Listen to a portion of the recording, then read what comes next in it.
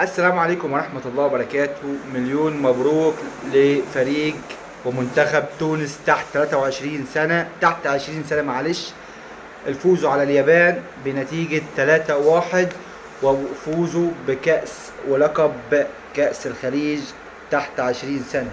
ألف مليون مبروك. مباراة كانت صعبة جدا جدا على السعودية، بس بصراحة السعودية قدرت تمسك اليمن في البداية، اديتها 2-0 في أول تلت ساعة. كانت السعودية كانت مقدمة 2-0، وكانت المباراة كانت ممكن يبقى فيها أهداف أكتر من كده بكتير. بس اللي حصل إيه؟ كل ده يا جدعان كان لقب جدا جدا. انا والله زعلان على اليمن، لان اليمن بصراحه قدم اداء كويس جدا جدا وكان يستحق هذا البطوله. بس هارد لك لليمن، وبالتوفيق ان شاء الله للسعوديه. وبس كده، صلوا على النبي عليه افضل الصلاه والسلام. وليتس جو يا اخواتي في الله. السلام عليكم، اشوفكم على خير. سلام.